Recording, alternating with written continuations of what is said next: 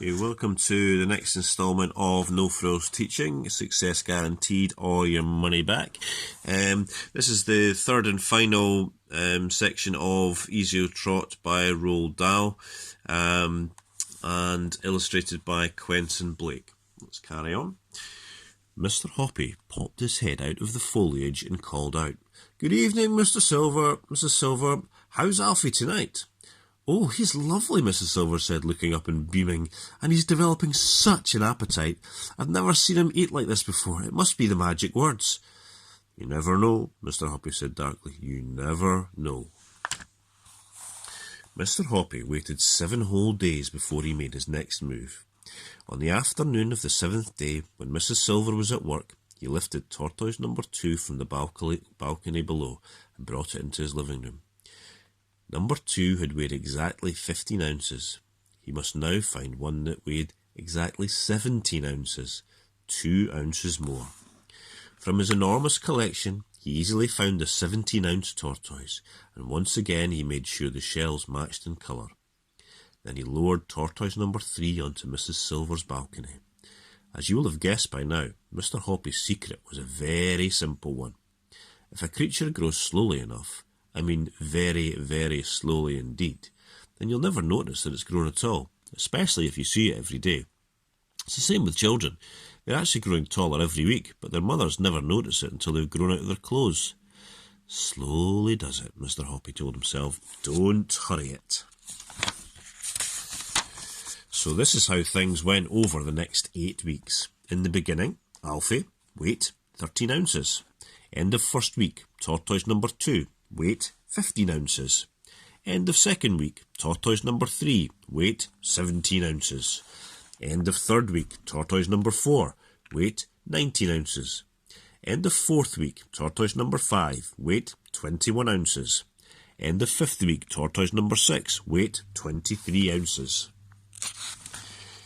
End of sixth week, tortoise number 7, weight 25 ounces. End of 7th week, tortoise number 8, weight 27 ounces. Alfie's weight was 13 ounces. Tortoise number 8 was 27 ounces.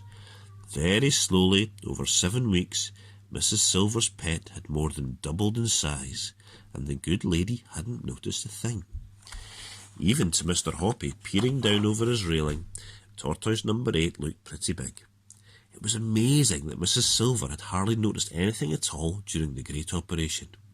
Only once had she looked up and said, "You know, Mr. Hoppy, I do believe he's getting a bit bigger. What do you think?" "Can't see a lot of difference myself," Mr. Hoppy had answered casually. But now perhaps it was time to call a halt, and that evening Mr. Hoppy was just about to go out and suggest to Mrs. Silver that she ought to weigh Alfie, when a startled cry from the balcony below brought him outside fast.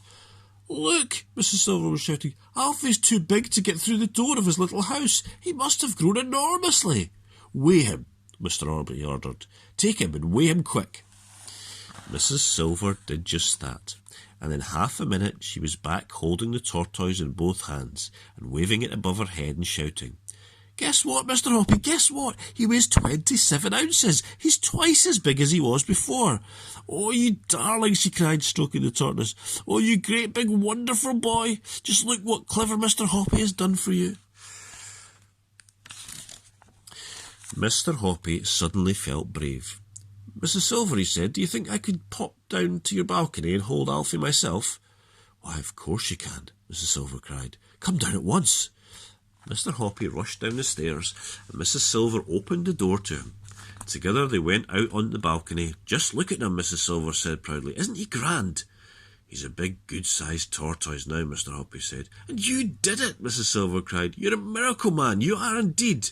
"But what am I going to do about this house?" Mrs. Silver said. "He must have a house to go into at night, but now he can't get through the door."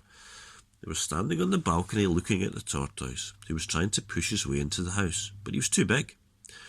"I shall have to enlarge the door," Mrs. Silver said. "Don't do that," Mr. Hoppy said. "You mustn't go chopping up such a pretty little house. After all, you only need just a tiny bit smaller and you could get in easily." "How can he possibly get smaller?" Mrs. Silver asked. "That's simple," Mr. Hoppy said. "Change the magic words. Instead of telling him to get bigger and bigger, tell him to get a bit smaller. But in tortoise language, of course. Will that work? Of course it'll work. Tell me exactly what I have to say, Mr. Hoppy. Mr. Hoppy got out a piece of paper and pencil and wrote, easy o trot, teg a tib, relams, a tib, relams. That'll do it, Mrs. Silver, he said, handing over the paper. I don't mind trying it, Mrs. Silver said, but look here, I wouldn't want him to get titchy small all over again, Mr. Hoppy. He won't, dear lady, he won't, Mr. Hoppy said. Say it only tonight and tomorrow morning, then see what happens. We might be lucky. If it works, Mrs. Silver said, touching him softly on the arm, you are the cleverest man alive. The next afternoon, as soon as Mrs. Silver had gone to work, Mr. Hoppy lifted the tortoise up from her balcony and carried it inside. All he had to do now was to find one that was a shade smaller, so that it would go through the door of the little house. He chose one and lowered it down with his tortoise catcher. Then, still gripping the tortoise, he tested it to see if it would go through the door. It wouldn't. He chose another. Again he tested it. This one went through nicely. Good. He placed the tortoise in the middle of the balcony beside a nice piece of lettuce and went inside to await Mrs. Silver's homecoming. That evening, Mr. Hoppy was watering his plants on the balcony when he suddenly heard Mrs. Silver's shouts from below, shrill with excitement. Mr. Hoppy, where are you? She was shouting. Just look at this. Mr. Hoppy popped his head over the railing and said, What's up? Oh, Mr. Hoppy, it's worked, she was crying. Your magic words have worked again on Alfie. He can now get through the door of his little house. It's a miracle. Can I come down and have a look? Mr. Hoppy shouted back. Come down at once, my dear man, Mrs. Silver answered. Come down and see the wonders you've worked upon my darling Alfie. Mr. Hoppy turned and ran from the balcony into the living room, jumping on tiptoe like a ballet dancer between the sea of tortoises that covered the floor. He flung open his front door and flew down the stairs 2 at a time with the love songs of 1,000 cupids ringing in his ears. This is it, he whispered to himself under his breath. The greatest moment of my life is coming up now. I mustn't bosh it. I must keep very calm. When he was 3/4 of the way down the stairs, he caught sight of Mrs. Silver already standing at the open door, waiting to welcome him with a huge smile on her face. She flung her arms around him and cried out, You really are the most wonderful man I've ever met. You can do anything. Come in at once and let me make you a cup of tea. That's the very least you deserve. Seated in a comfortable armchair in Mrs. Silver's parlour, sipping his tea, Mr. Hoppy was all of a twitter. He looked at the lovely lady sitting opposite him and smiled at her. She smiled right back at him. That smile of hers, so warm and friendly, suddenly gave him the courage he needed, and he said, Mrs. Silver, please will you marry me? Why, Mr. Hoppy, she cried, I didn't think you'd ever get round to asking me. Of course I'll marry you. Mr. Hoppy got rid of his teacup, and the two of them stood up and embraced warmly in the middle of the room. It's all due to Alfie, Mrs. Silver said, slightly breathless. Good old Alfie, Mr. Hoppy said. We'll keep him forever. The next afternoon, Mr. Hoppy took all of his other tortoises back to the pet shops and said they could have them for nothing.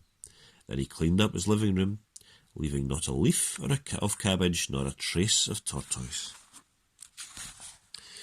A few weeks later, Mrs. Silver became Mrs. Hoppy, and the two of them lived happily ever after.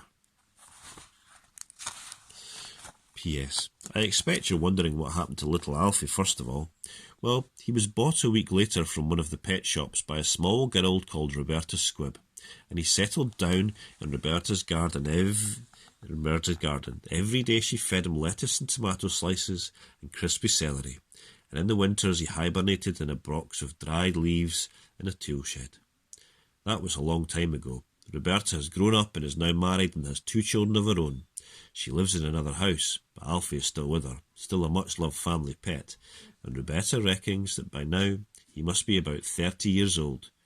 It has taken him all that time to grow to twice the size he was when Mrs. Silver had him, but he made it in the end. Okay, so that's the end of Easy O Trot. I hope you enjoyed it. If you've got any other requests for any books that you'd like me to read, I'm more than happy to try and do that for you. And thanks very much for listening. Bye.